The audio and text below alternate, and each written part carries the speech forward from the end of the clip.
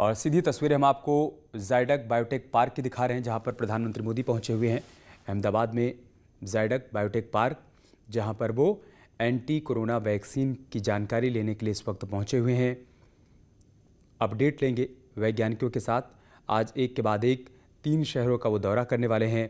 अहमदाबाद, पुणे और हैदराबाद, तीनों ही जगहों पर प्रधानमंत्री मोदी उन केंद्रों पर जाएंगे जहां पर कोरोना की वैक्सीन डेवलप की जा रही है। वैज्ञानिकों से बातचीत करेंगे कि अब तक क्या प्रोग्रेस रिपोर्ट रही है, कहां तक हम पहुंच पाए हैं, क्या वो समय होगा जब हम हिंदुस्तान के लोगों को कोरोना वैक्सीन उपलब्ध करवा पाएंगे, ये टीका लोगों को लग पाएगा। इन तमाम मसलों को लेकर आज वो वैज्ञानिकों के साथ और डॉक्टर्स की टीम के साथ बातचीत करने वाले हैं। लाइव तस्वीरें हम आपको अहमदाबाद से दिखा रहे हैं।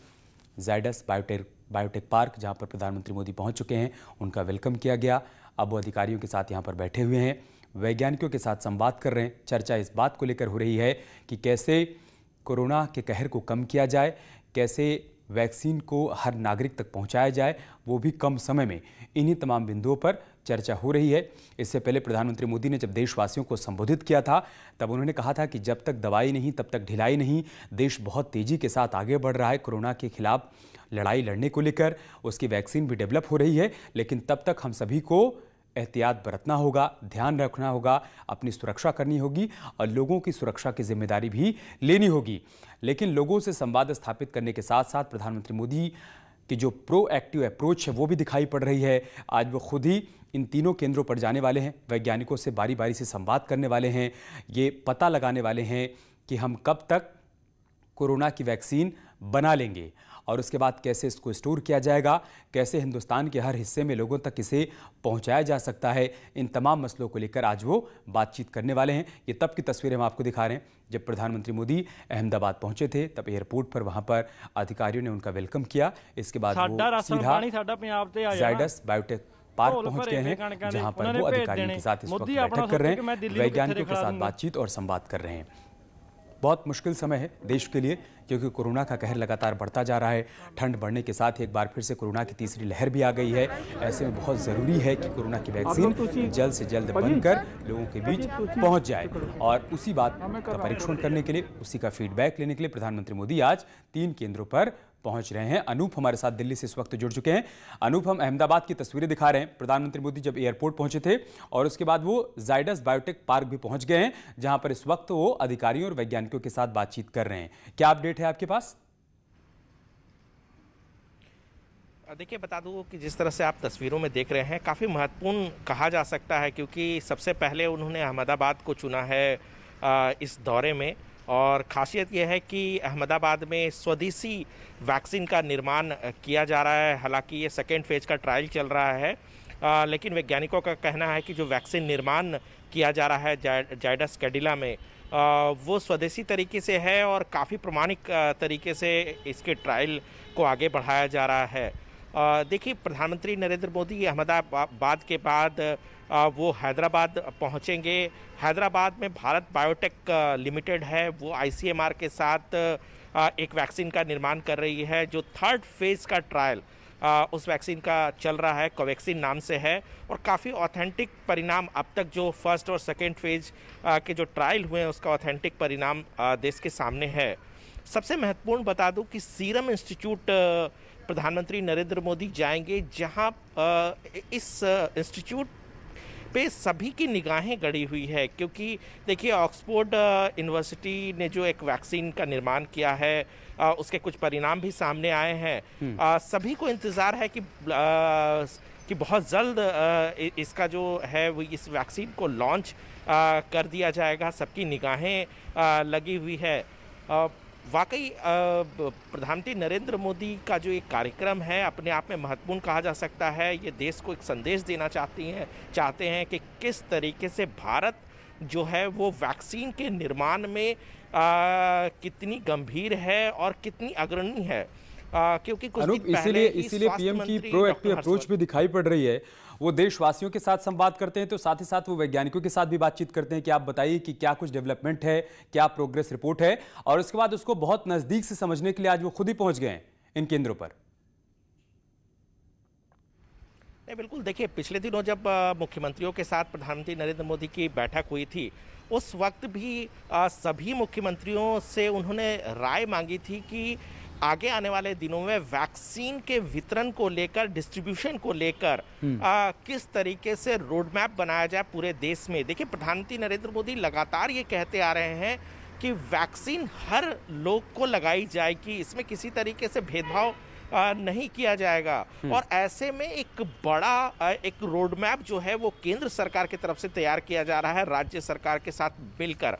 और जिस तरीके से आज प्रधानमंत्री नरेंद्र मोदी ने 3 शहरों को चुना है, ये अपने आप में देखिए महत्वपूर्ण है। और ये एक तरह से पॉजिटिव तरीके से इसको देखना चाहिए कि अब जो कोरोना महामारी का जो प्रकोप है वो आखिरी दौर पर है, जिसका जिक्र प्रधानमंत्री नरेंद्र मोदी ने पिछली बैठक में, मुख्यमंत्रियों की बैठक में उन्होंने कहा था कि कुछ दिन लोगों को एहतियात बरतनी चाहिए। वैक्सीन का निर्माण अब आखिरी कह सकते हैं कि चरण में है, कभी भी वैक्सीन लॉन्च किया जा सकता है। और आज प्रधानमंत्री नरेंद्र मोदी कह सकते हैं कि जायजा लेने के बाद जरूर देश को ये बताएंगे कि भाई आज इंतजार करते हैं है वो शाम तक का इंतजार करते हैं कि क्या कोई गुड न्यूज़ आती है, क्या प्रधानमंत्री की तरफ से ऐसी कोई बात कही जाती है क्या। बहुत शुक्रिया आपका हमारे साथ जुड़ने के लिए और तमाम जानकारी हम तक पहुंचाने के लिए।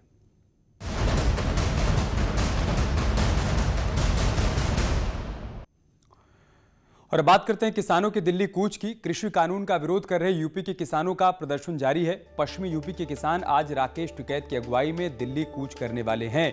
रात से ही मेरठ, मुजफ्फरनगर, शामली समेत पश्चिमी यूपी के कई जिलों के किसान सिवाया टोल प्लाजा पर डटे हुए हैं और अब थोड़ी देर बाद किसान दिल्ली कूच करने वाले हैं। दिल्ली पहुंचकर अपनी आवाज को बुलंद करना चाहते हैं। वो सरकार के सामने अपनी मांगों को रखना चाहते हैं, विरोध दर्ज कराना चाहते हैं नए कृषि कानून को लेकर। उनका यह कहना है कि इससे किसानों का हित नहीं होने वाला है।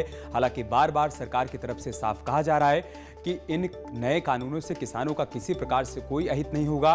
ये सिर्फ और सिर्फ किसानों के फायदे को ध्यान में रखते हुए कानून बनाए गए हैं। 2022 तक किसानों की आय को दोगुना किया जा सके, उसी लक्ष्य को ध्यान में रखते हुए ये नए कृषि कानून बनाए गए हैं।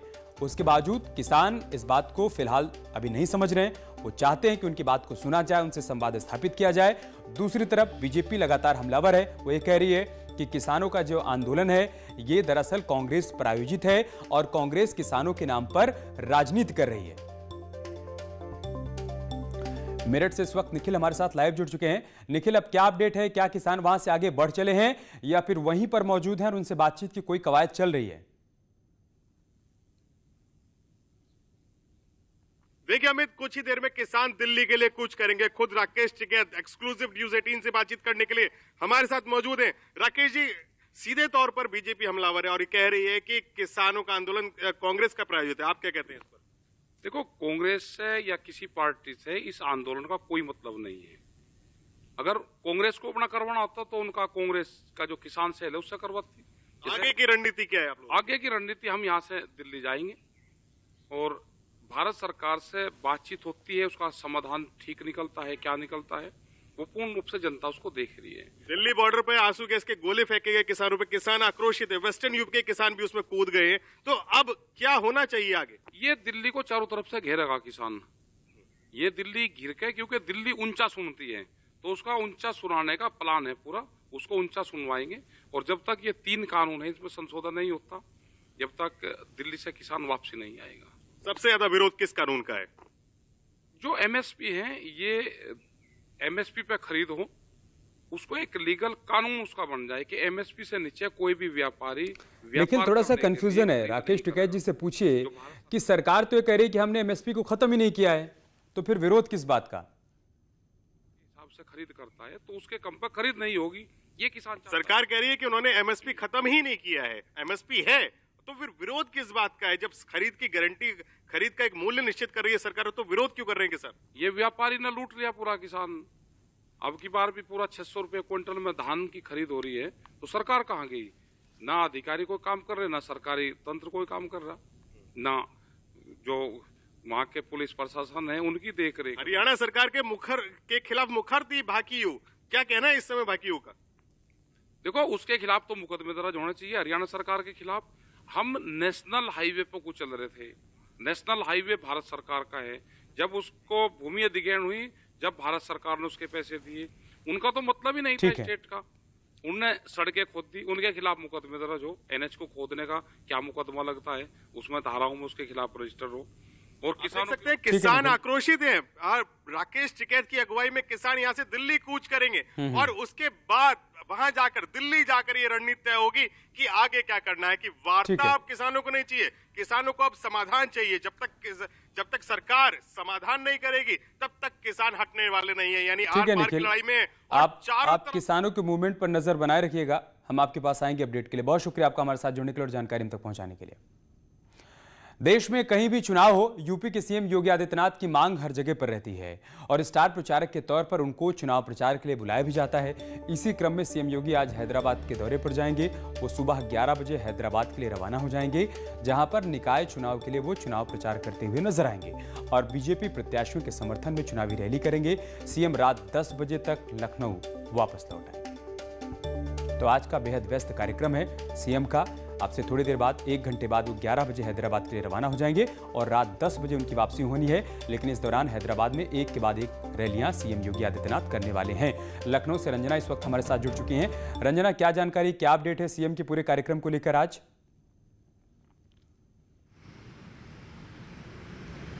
देखिए, सीएम योगी आदित्यनाथ डिमांड में रहते हैं और कोई भी चुनाव हो, हैदराबाद में निकाय चुनाव होने जा रहा है और इसलिए सीएम योगी को बुलाया गया है। रोड शो का नेतृत्व करेंगे। मलकजगिरी संसदीय क्षेत्र में वो रोड शो का नेतृत्व करेंगे क्योंकि AIMIM की जो सीटें हैं, पिछली बार 44 सीटें वहां से जीती थी। वो वर्चस्व वाला इलाका है और वहां पे ओवैसी के खिलाफ एक तरह से हम कहेंगे तो सीएम योगी आदित्यनाथ का भाषण होगा। टीआरएस ने वहां 99 सीटें जीती थी, तो बीजेपी को अपनी वहां पे मौजूदगी जतानी है और मजबूती से जतानी है, जिसके लिए सीएम योगी आदित्यनाथ आज जाएंगे वहां पे प्रचार करने, रोड शो करेंगे। और इस तरह से देखा जाए तो जो वहां पे आज प्रचार का जो उद्देश्य होगा वो उद्देश्य होगा बीजेपी किस तरह से सशक्त होकर उभरे। आंध्रा में, हैदराबाद में जो आज उनकी नेतृत्व होगा, आज उनका संबोधन होगा, वो देखने वाला होगा कि किस तरह से सीएम योगी संबोधित करते हैं वहां के लोगों को। तो इस तरह से देखा जाए तो सीएम योगी कहीं भी देश में कहीं भी चुनाव हो, लेकिन सीएम योगी की डिमांड सबसे अधिक होती है और आज उसी ऑन डिमांड के चलते कहा जा सकता है कि सीएम योगी आज एक बार 11 बजे हैदराबाद रवाना होंगे और वहां पे लोगों को संबोधित करेंगे। जी, बहुत शुक्रिया रंजना आपका हमारे साथ जुड़ने के लिए और तमाम जानकारी हम तक पहुंचाने के लिए। यहाँ रुक रहे एक छोटे से ब्रेक के लिए, जल्द लौटेंगे कुछ और खबरों के साथ। और अब खबर बलरामपुर से, जहां पर देहात इलाके के कलावरी गांव में एक घर में संदिग्ध परिस्थितियों में आग लग गई, जिससे घर में मौजूद एक युवक की जलकर मौत हो गई, जबकि दूसरा गंभीर रूप से झुलस गया है, जिसकी भी इलाज के दौरान मौत हो गई। हॉस्पिटल में दम तोड़ने वाला शख्स स्थानीय पत्रकार था। आग की सूचना पर फायर ब्रिगेड और पुलिस की टीम मौके पर पहुंची और कड़ी मशक्कत के बाद आग पर काबू पाया गया। घर के अंदर से एक शव जली हुई हालत में निकाला गया। वहीं आग में झुलसे शख्स ने मौत से पहले गांव के दबंगों पर आग लगाने का आरोप लगाया। पुलिस अब पूरे मामले की छानबीन कर रही है। 2 तस्वीरें हम आपको दिखा रहे हैं, आप देखिए कैसे घर के भीतर आग लगाई गई और इसमें झुलसकर 2 लोगों की मौत हो गई है। सर्वेश हमारे साथ जुड़ चुके हैं बलरामपुर से। सर्वेश, क्या जानकारी, क्या अपडेट है? पुलिस की छानबीन कहां तक पहुंची है? देखिए, अभी तो जो दूसरा युवक था जो इलाज के लिए लखनऊ भेजा गया था, उसकी भी मौत हो गई है और अब ये कुछ ऐसा रहस्यमय परिस्थितियों में चूंकि आग लगी थी और वो आग किसने लगाई, और अगर जो युवक झुलसा था जिसने बयान दिया था कि 6-7 लोग आए थे और उन लोगों ने मारपीट की और आग लगा के लगाई, क्योंकि एक शख्स तो मौके पर ही उसकी मौत हो गई थी, उसकी डेड बॉडी मिली थी। और ये जो बताया है उस तथ्य को अगर लेकर के जांच की जाए तो अभी कई ऐसे सवाल हैं जिनका उत्तर आना बाकी है और पुलिस छानबीन कर रही है, क्योंकि इसका घर जो है गांव से काफी दूर पे है, एकांत में है, इसलिए इस तरह के प्रत्यक्षदर्शी भी कोई नहीं मिल रहे हैं जो इस घटना को पूरी तरह बता सके। लेकिन शुक्रिया सर्वेश आपका हमारे साथ जुड़ने के लिए और जानकारी हम तक पहुंचाने के लिए। ग्रेटर नोएडा में रफ्तार का कहर देखने को मिला है। सड़क हादसे में 4 लोगों की मौत हो गई है। यमुना एक्सप्रेसवे पर यह भीषण हादसा हुआ है। रोडवेज बस से तेज रफ्तार कार टकरा गई है। कार सवार 4 लोगों की मौत हो गई, एक घायल हुआ है। सीएम योगी ने राहत पहुंचाने के आदेश दिए हैं। हादसे के बाद की तस्वीरें हम आपको दिखा रहे हैं। यही वो कार है जो हादसे का शिकार हुई है। तेज रफ्तार ये कार सीधा रोडवेज से पीछे जाकर टकरा गई है, जिससे कार में सवार 4 लोगों की मौके पर ही मौत हो गई है। एक शख्स की हालत गंभीर है। देवों की नगरी काशी में देव दीपावली 30 नवंबर को मनाई जाएगी। इस मौके पर पीएम मोदी भी मौजूद रहेंगे। पीएम मोदी के आगमन से पहले सीएम योगी ने वाराणसी में तैयारियों का जायजा लिया।